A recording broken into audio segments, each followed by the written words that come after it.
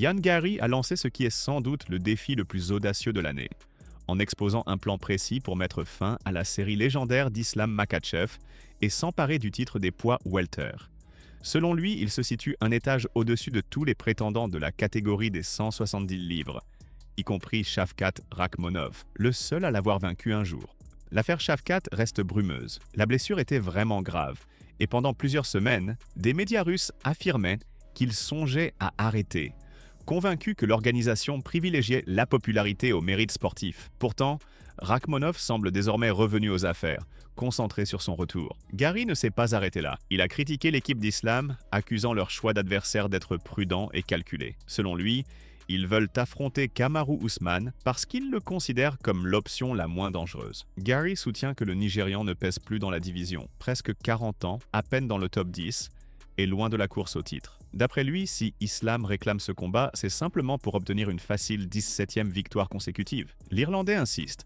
Si Makhachev veut un vrai défi, il doit regarder vers les jeunes prétendants affamés, pas vers des noms prestigieux mais affaiblis. Et selon ses propres mots, c'est lui qui représente l'avenir de la catégorie et celui qui peut enfin mettre fin à la série daghestanaise. Tout s'organise chez moi en un plan très simple.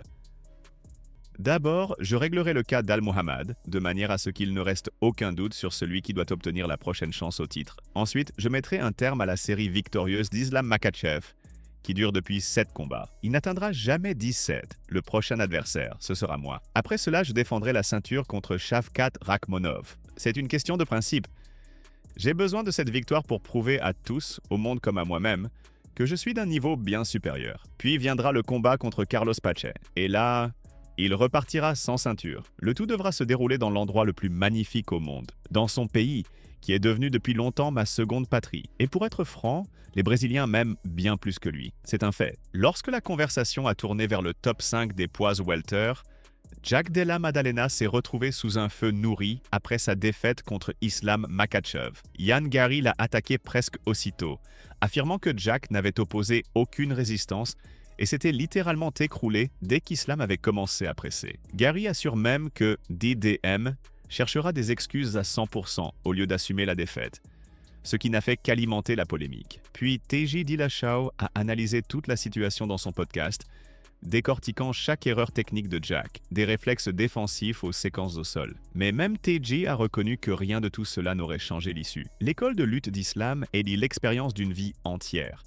Et dans cette catégorie, presque personne n'est capable de supporter un tel rythme. Aujourd'hui, les fans voient en réalité seulement 3 combattants capables de poser un vrai problème à Makhachev chez les 170 livres. Kamaru Usman, Shavkat Rakhmonov et Ian Gary, le seul à avoir un jour pris le dos de Shavkat et l'avoir inquiété réellement au sol. Islam lui-même ne reviendra pas avant le mois de mai 2026. D'abord arrive le mois du Ramadan, et Ilia Topuria combattra avant. Ainsi, au moment du retour de Makhachev, on saura enfin qui sera son prochain adversaire. Et maintenant, voyons ce que TJ a réellement déclaré. Pour le casser, il faut le repousser sans arrêt. Tant que JDM avançait et ne se souciait pas trop des mises au sol, Islam Makhachev n'avait quasiment aucune ouverture pour imposer son jeu. Mais dès que JDM a commencé à trop respecter la lutte et à cesser d'avancer, Islam a obtenu exactement la distance à partir de laquelle il prépare son double entrée. Toute sa stratégie mène à cet instant. Avant, JDM avançait,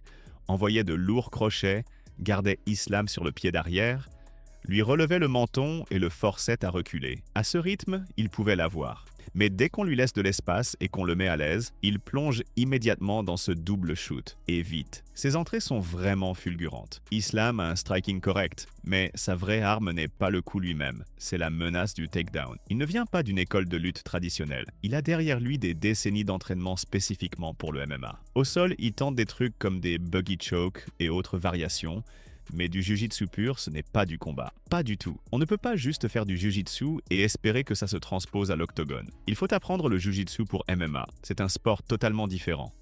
Quand tu te retrouves dessous, mieux vaut plonger dans un half-guard profond. Chercher un contrôle à un seul bras, plutôt que de tenter des omoplatas ou des papillons juste pour un renversement propre, tu vois. Alex Pereira s'est approché de Michael Bisping en personne. Oui, exactement. Et ce n'était pas le Pereira calme et stoïque auquel tout le monde est habitué. Cette fois, il s'est tenu tout près, l'a regardé droit dans les yeux, et la tension est montée instantanément. Bisping a d'ailleurs expliqué ensuite que l'énergie était complètement différente, comme si Pereira attendait depuis longtemps le moment de lui dire quelque chose face à face.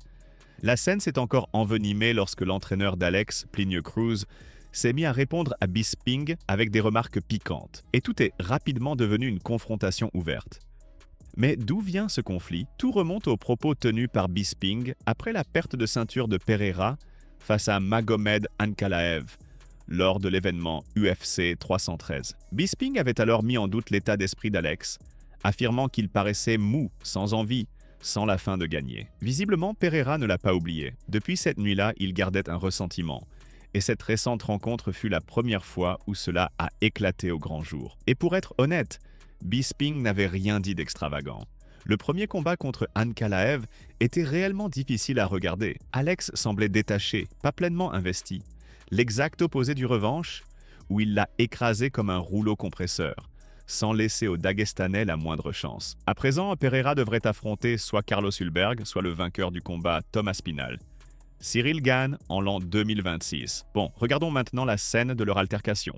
Jeudi soir, Rebecca et moi sommes allés dîner. On revient vers l'hôtel et il est là, juste devant l'entrée, avec son traducteur coach-manager, peu importe ce qu'il aide pour lui. Tu vois de qui je parle? Son entourage habituel, toute cette bande Peñal Cruz, comme ils s'appellent eux-mêmes. Oui, cette fameuse clique. Je m'approche, je dis « Eh, champion, content de te voir ». Je lui serre la main. Et il me regarde comme s'il allait me sauter à la gorge. Là, je me dis, parfait, il a sûrement vu mes analyses et ça ne lui a pas plu. Je tends la main à son traducteur qui commente. Waouh, poignée de main solide. Je réponds en plaisantant qu'il faut bien lancer la conversation. Puis je dis, bon les gars, je monte. Essayez juste de ne pas me tabasser sur le chemin. Kamaru Usman ne semble clairement pas croire à l'histoire racontée par Dana White au sujet de Francis Ngannou. Une histoire qui frôle la folie pure. Après que Dana a fait le buzz en affirmant que Francis lui avait attrapé les bras durant une discussion tendue dans les bureaux de l'UFC, Usman a réagi dans son émission et a fait comprendre que l'ensemble ne tenait pas debout. Le cauchemar nigérian n'a pas traité Dana de menteur directement, mais il a laissé entendre qu'il ne croit pas que les faits se soient déroulés comme White les a présentés. Si l'on imagine la scène exactement telle que Dana la raconte, cela devient absurde. Francis entre en trombe dans le bureau, réclame 50 000, donne des ordres à Dana et Hunter comme si les lieux lui appartenaient. C'est l'image que donnent les propos de White. Mais pour Kamaru, il est impossible d'imaginer cela dans la réalité. Usman précise « Les gens se comportent autrement autour de Dana. Tout le monde garde ses distances, tout le monde respecte certaines limites. Tu n'entres pas dans le bureau de White, tu ne le saisis pas, tu ne réclames pas de l'argent et tu ne commences pas à commander lui et Hunter Campbell. Voilà pourquoi, selon lui, toute cette histoire paraît extrêmement douteuse. Même s'il ne dit pas frontalement que Dana ment. À ses yeux, la question n'est pas qu'il ne s'est rien passé, mais plutôt que les choses ont probablement eu lieu d'une manière tout autre que ce que les gens imaginent après avoir entendu cette version. Dans un récent entretien, Dana White a rappelé que les combattants doivent gagner leur argent de la bonne façon, et non pas en entrant dans des bureaux pour poser des ultimatums. Très bien. Regardons comment il l'a formulé. Je déteste ce genre de comparaison, mais là, ce sont les faits qui parlent. Quand on parle de Conor McGregor et de Muhammad Ali, ils se situent au même niveau. Pour ce qui est de la pression mentale, de l'art de entrer dans la tête d'un adversaire et de créer l'engouement autour d'un combat, il est vraiment au niveau d'Ali. Les combats lui ont servi de tremplin, l'ont placé dans une position où il pouvait gagner de l'argent avec tout ce qui gravite autour du sport. Et j'essaie de me souvenir de quelqu'un qui aurait fait pareil. La plupart gagnaient seulement dans le sport, quelques projets par-ci, par-là, et c'est tout. Mais personne, ni dans la cage, ni en dehors, n'a atteint le niveau que Conor McGregor a construit.